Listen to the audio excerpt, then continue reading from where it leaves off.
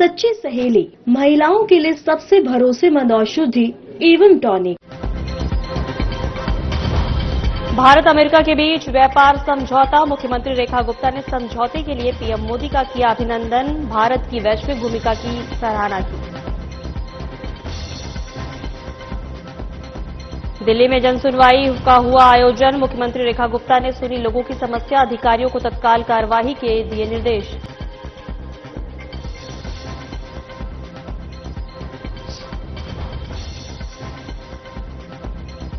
दिल्ली की मुख्यमंत्री रेखा गुप्ता का बयान आया सामने, कहा दिल्ली वालों से किया गया वादा पूरा, राशन कार्ड धारकों को फ्री गैस सिलेंडर।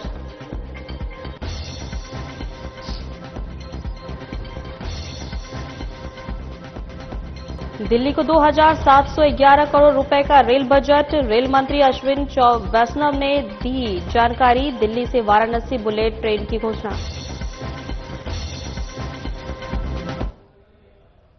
नमस्कार, मैं हूं आपके साथ सुरमरा। बुलेटिन की शुरुआत करते हैं। दिल्ली की मुख्यमंत्री रेखा गुप्ता ने आयोजित जनसेवा सदन की सुनवाई की, जिसकी जानकारी साझा करते हुए सीएम रेखा गुप्ता ने की जनसेवा सदन की जन सुनवाई सेवा और सुशासन का सजीव, जहां सरकार सीधे जनता से संवाद करती है।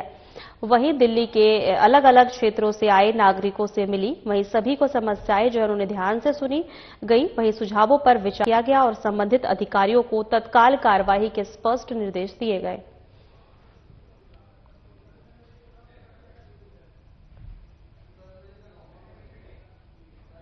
दिल्ली की मुख्यमंत्री रेखा गुप्ता ने एक्स पर पोस्ट करते हुए लिखा कि यह जनसेवा का संस्कार है, यही शासन की असली तस्वीर है।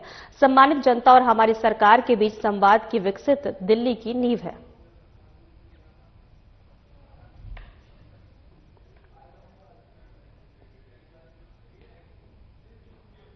दिल्ली की मुख्यमंत्री रेखा गुप्ता का बयान सामने आया, जिसमें उन्होंने कहा कि दिल्ली से किया गया एक और वादा हमने पूरा किया है। अब दिल्ली के सभी राशन कार्ड धारक परिवार को होली और दिवाली के अवसर पर फ्री गैस सिलेंडर मिलेगा। इसके लिए सभी तैयारियां कर ली गई है और इस वर्ष होली से ही यह सौगात लोगों तक पहुंचाई जाएगी। लाभार्थियों के बैंक खाते में डीबीटी के माध्यम से पैसे पारदर्शी तरीके से और समय पर भेजे जाएंगे।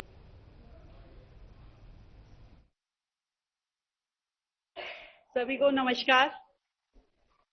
दिल्ली की मेरी बहनों को और परिवारों को मैं बधाई देना चाहती हूं। एक वायदा जो हमने अपने संकल्प पत्र में दिल्ली था, होली और दिवाली पे निःशुल्क सिलेंडर देने का, आज कैबिनेट में उस योजना को हमने पास किया। उसके निमित्त 242 करोड़ का फंड सैंक्शन किया और इस होली के त्योहार पे हम राशन कार्ड धारक जो दिल्ली में है, उन सभी परिवारों को एक एक सिलेंडर की वैल्यू यानी कि 853 रुपए डीबीटी करेंगे अकाउंट में। और जो लोग सिलेंडर नहीं इस्तेमाल करके पाइपलाइन के माध्यम से भी गैस यूज कर रहे हैं, पीएनजी यूज कर रहे हैं, उन्हें भी हम उनके अकाउंट में वैल्यू जो 853 रुपए है उसको ट्रांसफर करेंगे। तो मैं दिल्ली के अपने परिवारों को शुभकामनाएं देती हूं और ये विश्वास दिलाती हूं कि जो कुछ भी भारतीय जनता पार्टी की सरकार ने उनसे कहा है, उन सब वायदों को हम पूरा करेंगे। एक एक करके सारी चीजें, सारे संकल्प हमारे पूरे किए जाएंगे और बहुत बड़ी सुविधा है, परिवारों के लिए खुशी का मौका है कि उन्हें इस तरह का सहयोग मिलना। विशेष रूप से वो वर्ग जो जिसके लिए एक बहुत बड़ी मदद, तो सरकार की ओर से साल में 2 सिलेंडर होली और दिवाली पे, तो इस बार की होली से पहले ये सिलेंडर हम अपने राशन कार्ड धारक परिवारों को ये डीबीटी करके उन तक दे देंगे। अभी तक जो रजिस्टर्ड हमारे राशन कार्ड धारक हैं वो 17.5 लाख है। धन्यवाद।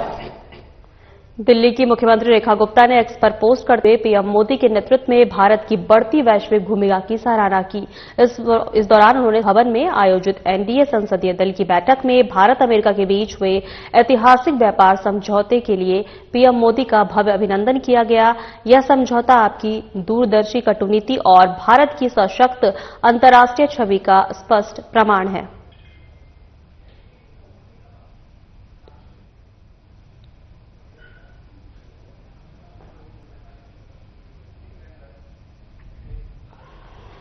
रेल मंत्री ने सोशल मीडिया एक्स पर ट्वीट कर बताया कि दिल्ली के लिए 2,711 करोड़ रुपए का रिकॉर्ड रेल बजट आवंटित हुआ है और दिल्ली के लिए पहली बुलेट ट्रेन दिल्ली से वाराणसी की घोषणा हुई है, जो पूरे उत्तर प्रदेश को जोड़ेगी और आगे वाराणसी से सिलीगुड़ी यानी बिहार और वेस्ट बंगाल को जोड़ेगी।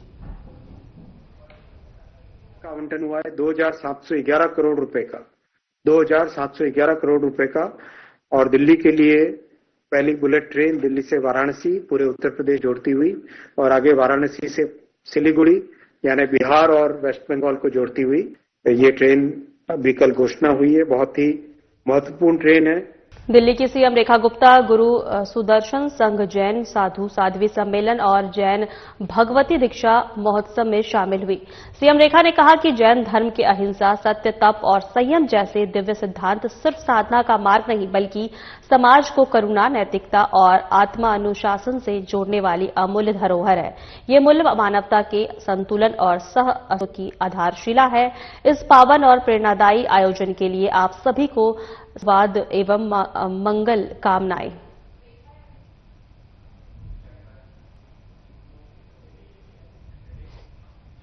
दिल्ली की सीएम रेखा गुप्ता ने केंद्रीय बजट 2026-27 को त्रिनगर में स्थानीय नागरिकों और बीजेपी पदाधिकारियों के साथ सुना। रेखा ने कहा कि पीएम मोदी के दूरदर्शी नेतृत्व में प्रस्तुत ये बजट अवसरों का विस्तार करता है, विकास को गति देता है और आत्मनिर्भर सशक्त भारत की नींव की ओर मजबूत करता है। इस अवसर पर त्रिनगर विधानसभा से विधायक तिलक राम गुप्ता, पार्षद अनीता जैन, जिला अध्यक्ष अजय खटाना सहित अन्य गण्यमान्य जन उपस्थित रहे।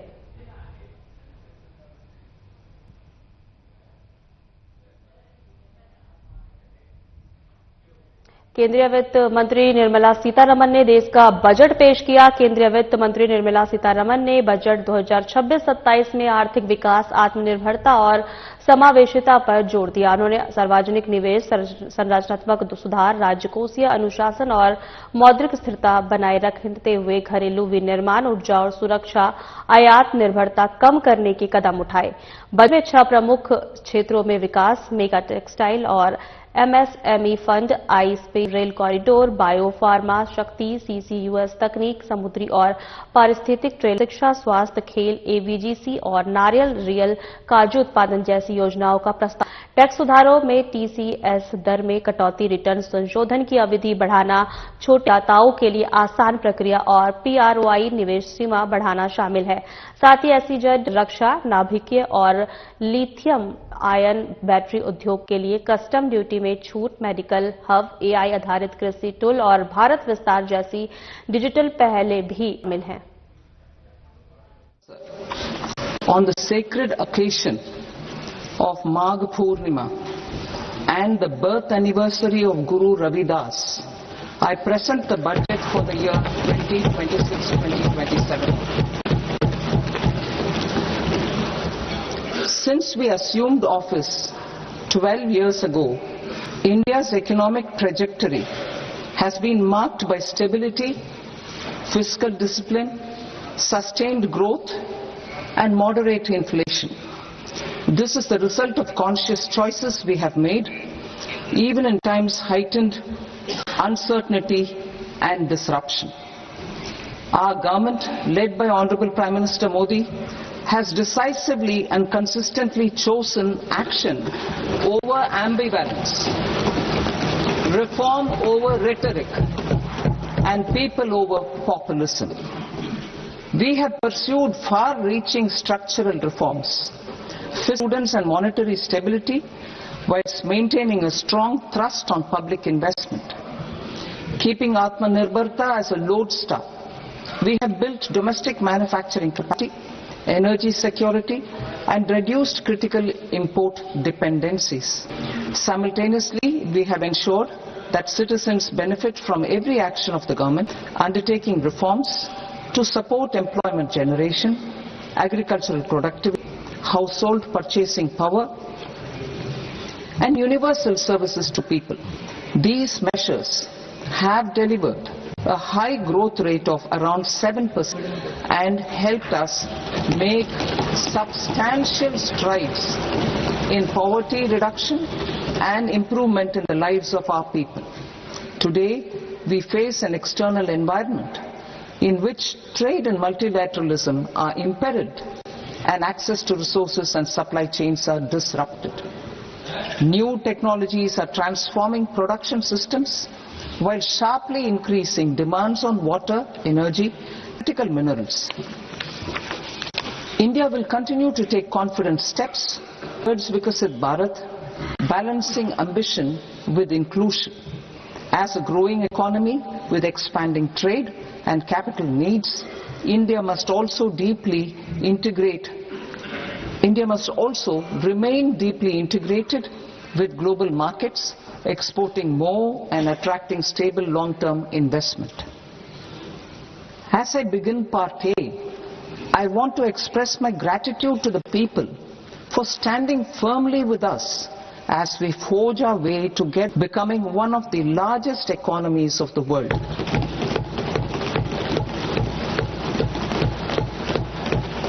Our aim is to transform aspiration into achievement and potential into performance as we ensure that the dividends of growth reach every farmer, the scheduled caste, the scheduled mards, the youth, the poor and the women. In Vikasit Bharat Young Leaders Dialogue 2026, several innovative ideas were shared with our Prime Minister, which have inspired many of making this a unique Yuva Shakti driven budget. Our government's sankalp is to focus on our poor, underprivileged and the disadvantaged. To deliver on this sankalp, and given that this is the first budget prepared in Kartavya, inspired by 3 Kartavya, our first Kartavya is to accelerate and sustain economic growth by enhancing productivity and competitiveness to volatile global dynamics. Our second Kartavya is to fulfill aspirations of our people and build their capacity, making them strong partners in India's path to prosperity. Our third Kartavya, aligned with our vision of Sabka Saath, Sabka Vikas, is to ensure that every family, community, region has access to resources, amenities and opportunities for meaningful participation. This threefold approach requires a supportive ecosystem. The first requirement is to sustain the momentum of structural reforms, continuous, adaptive and forward-looking. Second, a robust and resilient financial sector is central to allocating capital efficiently and managing risks. Third, cutting-edge technologies, including AI applications, can serve us as force multipliers for better governance. Reform Express. Our government has undertaken comprehensive reforms towards creating employment, boosting productivity and accelerating growth. After the Prime Minister's announcement on Independence Day in 2025, over 350 reforms have been rolled out.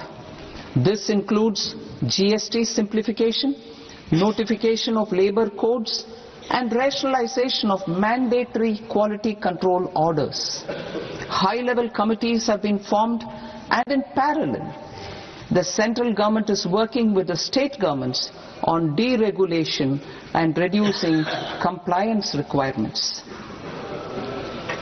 The Reform Express is well on its way and will maintain its momentum to help us fulfill our kartavya. I now move to specific proposals. Under our first kartavya, to accelerate and sustain economic growth, I propose interventions in 6 areas. 1. Scaling up manufacturing in 7 strategic and frontier sectors. 2. Rejuvenating legacy industrial sectors. 3. Creating champion MSMEs. 4. Delivering a powerful push for infrastructure. 5. Ensuring long-term security and stability. And 6. Developing city economic regions. Scaling up of manufacturing in 7 strategic and frontier sectors. Biopharma Shakti, meaning biopharma strategy for health advancement through knowledge, technology and innovation.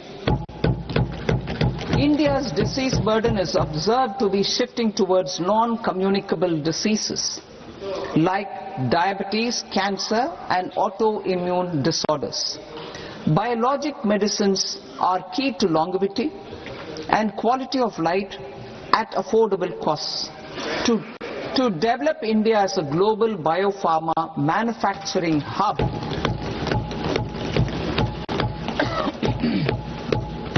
I propose the Biopharma Shakti with an outlay of 10,000 crores over the next 5 years. This will build the ecosystem for domestic production of biologics and biosimilars. Lok Sabha में केंद्रीय वित्त मंत्री निर्मला सीतारमण द्वारा budget पेश किए जाने के बाद अपने संबोधन में प्रधानमंत्री नरेंद्र मोदी ने कहा कि बजट में अवसरों की अपार संभावनाएं हैं। यह बजट ऐतिहासिक है। यह 140 करोड़ भारतीयों की आकांक्षाओं को दर्शाता है।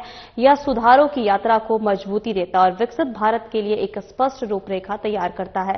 बजट में देश की नारी शक्ति का प्रतिबिंब झलकता है। सीतारमण ने लगातार 9वीं बार देश का बजट पेश करके एक नया रिकॉर्ड बनाया है। देशवासियों, नमस्कार। आज का बजट ऐतिहासिक है।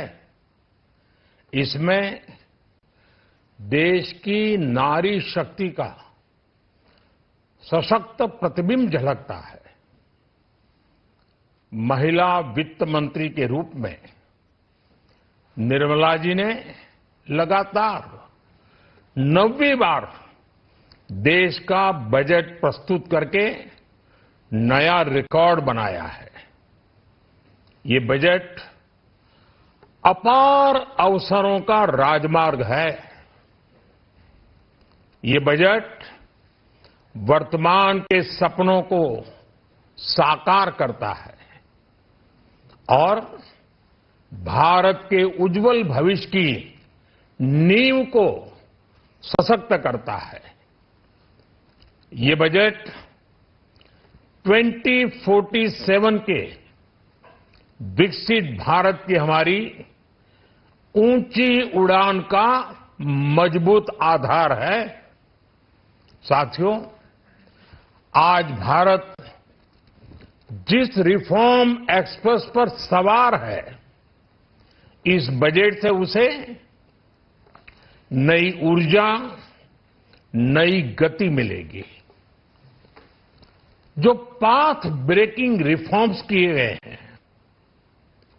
वो एस्पिरेशन से भरे हुए भारत के साहसिक युवाओं को उड़ने के लिए खुला आसमान देते हैं। ये बजट टर्नन्स। फिलहाल हमारे खास बुलेटिन में इतना ही।